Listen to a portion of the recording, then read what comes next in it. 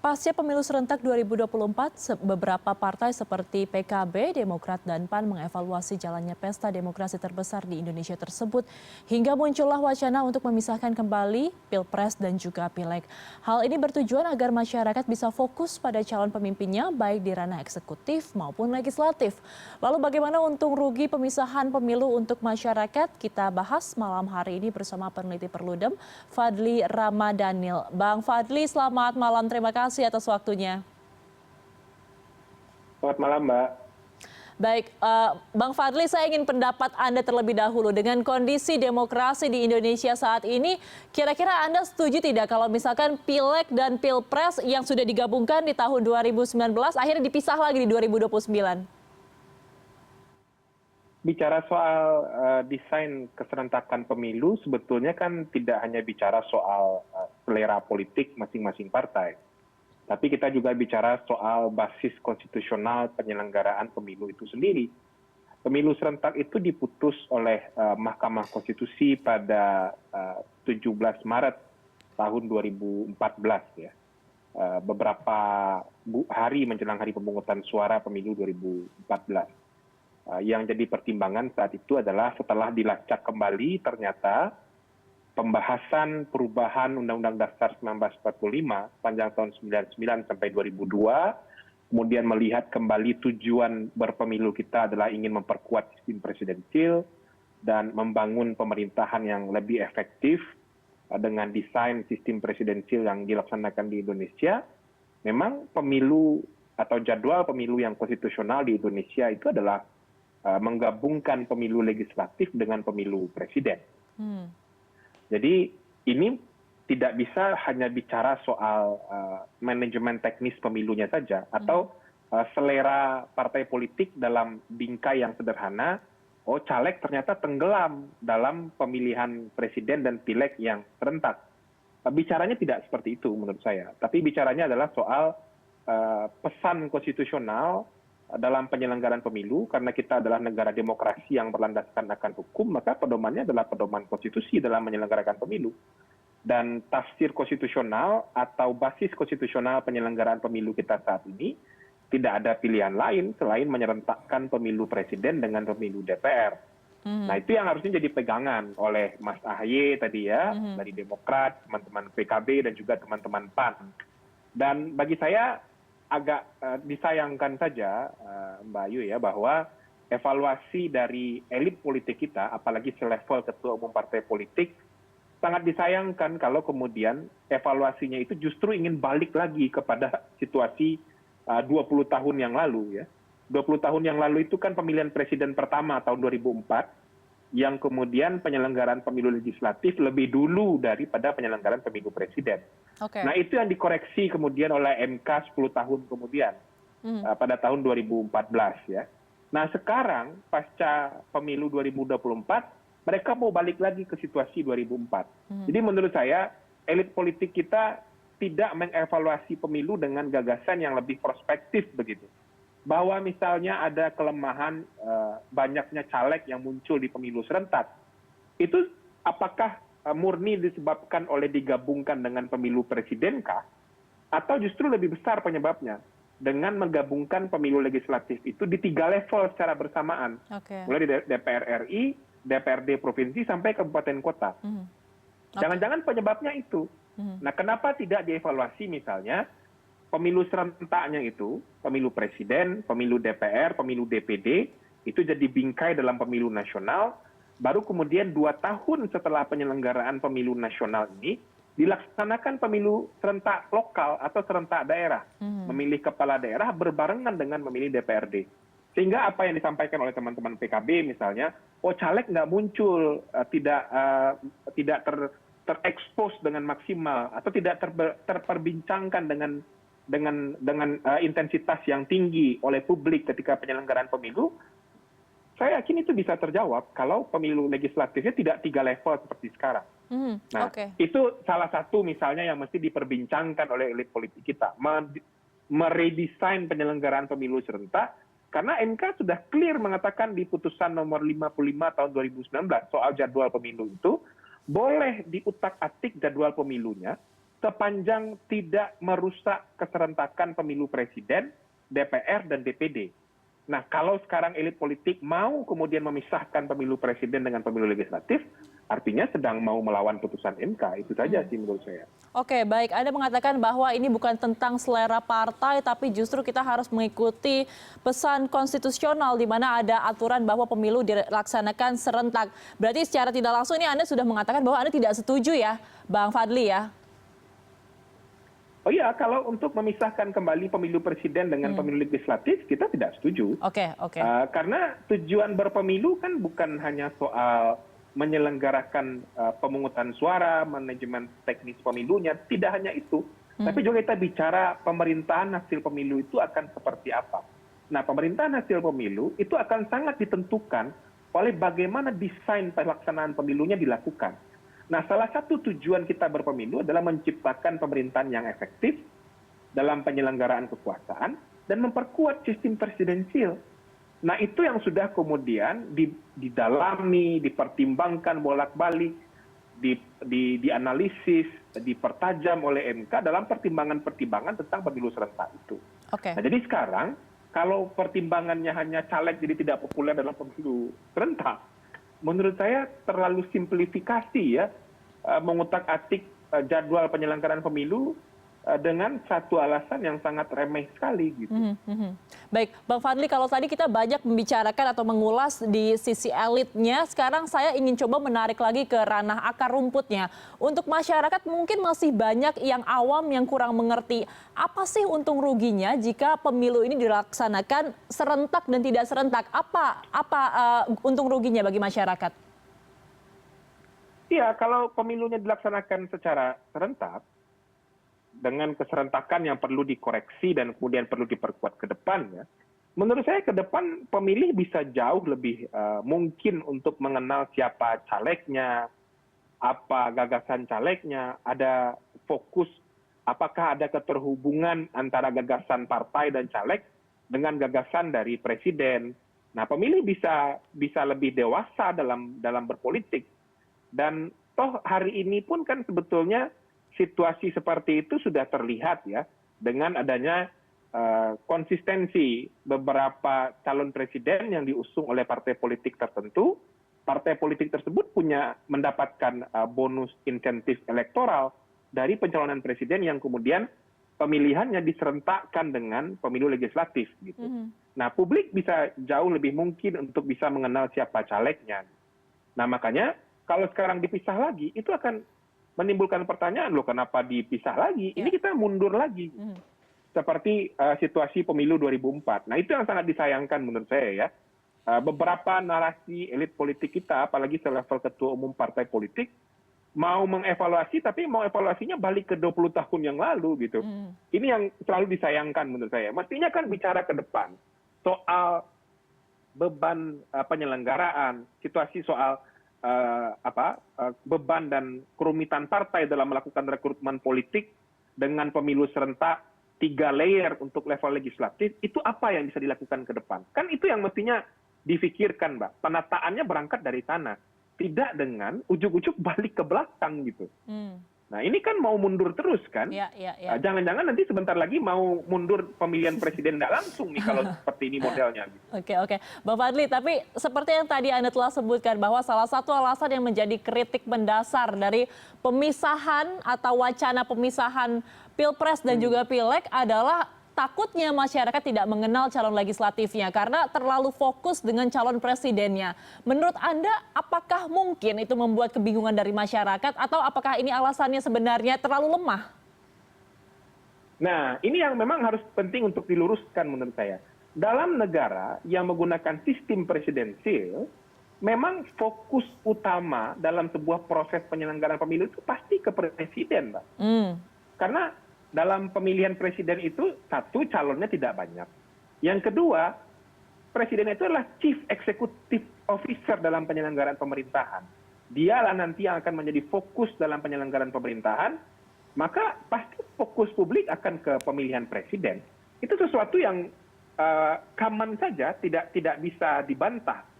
Karena dalam konsepsi sistem presidensial, mau negara dimanapun di belahan bumi ini, ketika pemilihan presidennya dilaksanakan, maka fokusnya pasti kepada pemilihan presiden.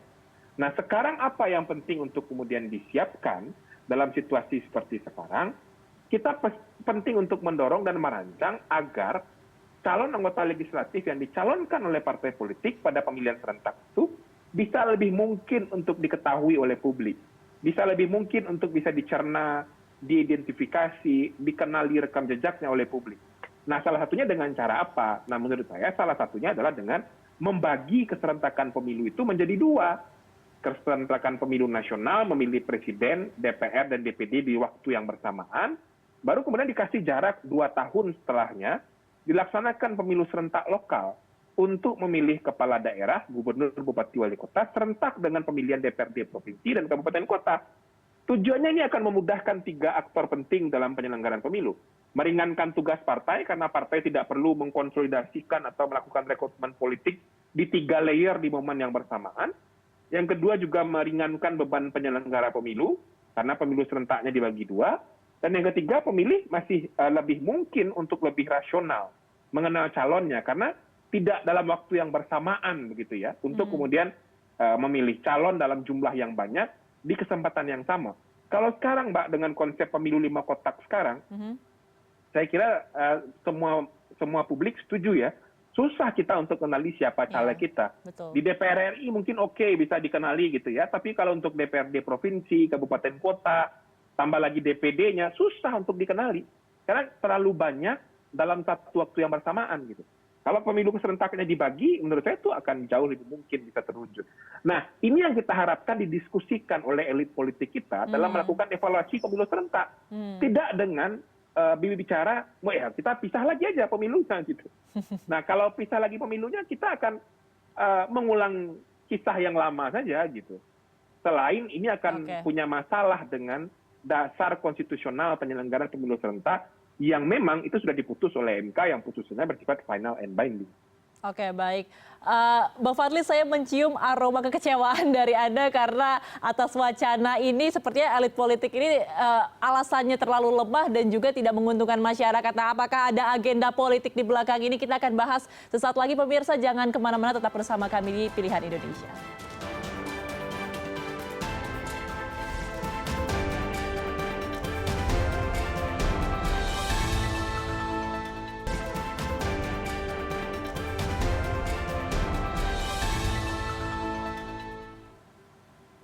Terima kasih Anda masih bersama kami di Pilihan Indonesia. Kita akan melanjutkan dialog kita bersama peneliti Perludem, Bang Fadli Ramadhanil. Bang Fadli, kita melanjutkan dialog yang sebelumnya. Kita ingin sedikit berandai-andai, Bang Fadli. Kalau misalkan ternyata akhirnya disetujui kemudian pemisahan antara Pilpres dan juga Pileg. Menurut Anda ini dampaknya akan seperti apa terhadap presidensial threshold kita? Ya, kalau dikaitkan dengan presidensial threshold atau ambang batas pencalonan presiden, itu akan jadi semakin punya legitimasi, Mbak. Karena pemilu presidennya kan kembali dipisahkan. Nah, sekarang kan justru yang sedang diusahakan dan sedang difikirkan bagaimana menghapus ambang batas pencalonan presiden ini. Sekarang saja dengan pemilu legislatif, dengan pemilu presiden yang sudah berbarengan saja, masih dipaksakan ada ambang batas pencalonan presiden meskipun itu sudah sangat tidak masuk akal ya. Masa ya ambang batas pencalonan presidennya diambil dari persentase kursi atau persentase hasil pemilu sebelumnya. Itu kan sudah logika yang sangat tidak masuk akal dalam sistem penyelenggaraan pemilu itu sebetulnya. Nah, tapi sudah berkali-kali diuji ke MK, tapi MK juga ragu-ragu mau membatalkan itu.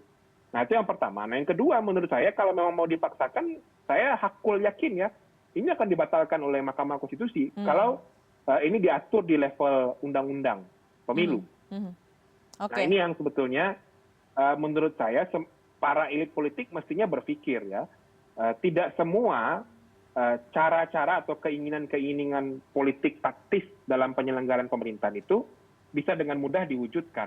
Kita bernegara ini kan ada rule-nya, ada batasan-batasannya, ada regulasinya. Itu yang kemudian menjadi pemandu agar penyelenggaraan negara ini tidak sembarangan gitu. Nah, kalau semua penyelenggaraan negara ini hanya maunya elit politik untuk kepentingan jangka pendek, untuk kepentingan kelompok tertentu, ya bisa rusak negara kita.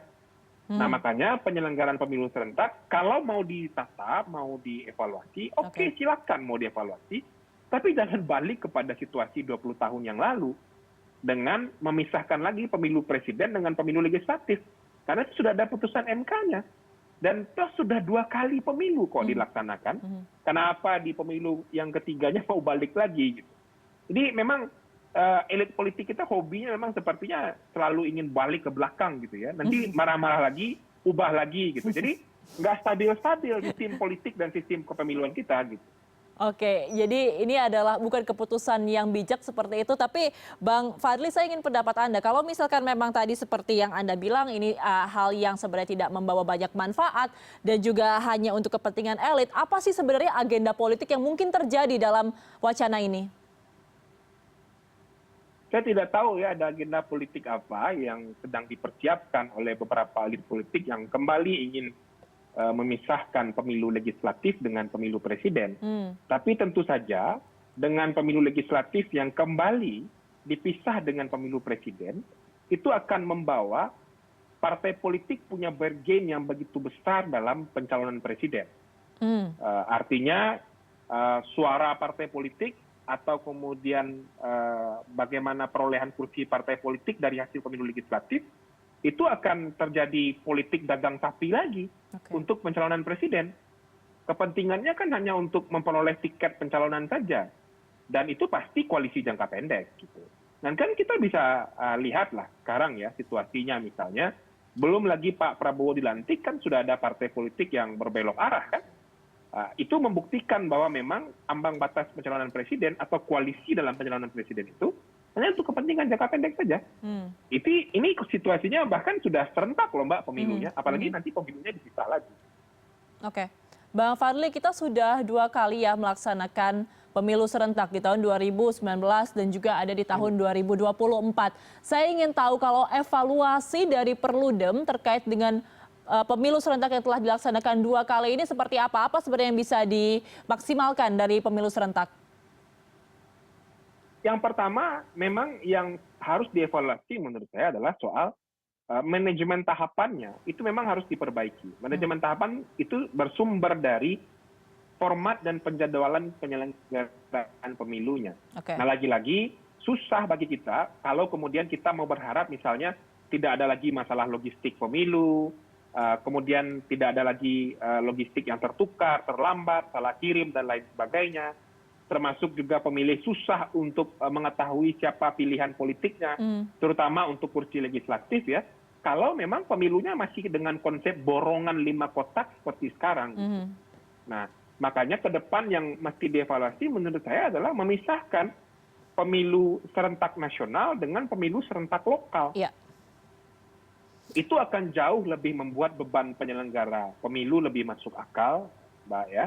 Dan kemudian partai politik juga akan lebih konsolidasinya lebih mudah karena mereka akan fokus menyiapkan pemilu nasional untuk legislatif dan pemilu presiden saja. Nah, sementara baru kemudian 2 tahun setelah itu mereka bisa konsolidasi lagi akan berhadapan dengan pemilu lokal gitu. Jadi kita berharap rekrutmen politik di partai pun khususnya untuk caleg bisa jauh lebih kuat. Partai nggak perlu lagi kayak buka lowongan pekerjaan begitu ya, dipanggil putra-putri terbaik bangsa untuk mendaftar jadi caleg. Itu kan tidak pas sebetulnya dalam konsep demokrasi di internal partai politik dalam fungsi rekrutmen politik. Nah, kenapa itu terjadi? Ya karena memang partai mesti mencari caleg dalam jumlah banyak di 3 layer kepemimpinan, pusat, provinsi, sampai kabupaten kota di waktu yang bersamaan. Nah, bagi pemilih, Mbak, pemilih akan jauh lebih mungkin untuk bisa lebih rasional dalam mengetahui siapa calegnya di level pusat untuk DPR RI dan DPD. Baru kemudian nanti di tingkat lokal, kemudian mereka bisa tahu juga siapa nanti di DPRD provinsi dan DPRD kabupaten kota. Dan yang jauh lebih penting sebetulnya adalah isu lokal akan jauh lebih bisa dibicarakan kalau pemilunya itu dipisahkan dengan pemilu nasional. Kalau sekarang dengan digabung dengan pemilu presiden, semua orang dari dewasa sampai pemilih pemula, dari muda sampai tua, itu bicaranya soal pemilihan presiden. Gitu. Baik. Oke, Mas Fadli, jadi merangkum informasi atau juga pendapat dari Anda, jadi memang lebih baik sebenarnya memisahkan pemilu serentak nasional dan juga lokal, agar tadi wacana dari partai politik untuk bisa masyarakat ini mengenal lebih lanjut dari para calon legislatifnya ini bisa terjadi seperti itu ya, daripada harus memisahkan pileg dan juga pilpres. Terima kasih Betul. banyak atas waktunya Mas Fadli malam hari ini telah bergabung bersama kami di Pilihan Indonesia. Dan selamat malam, sehat Sama-sama, Mbak. selalu Mas Fadli. Terima kasih.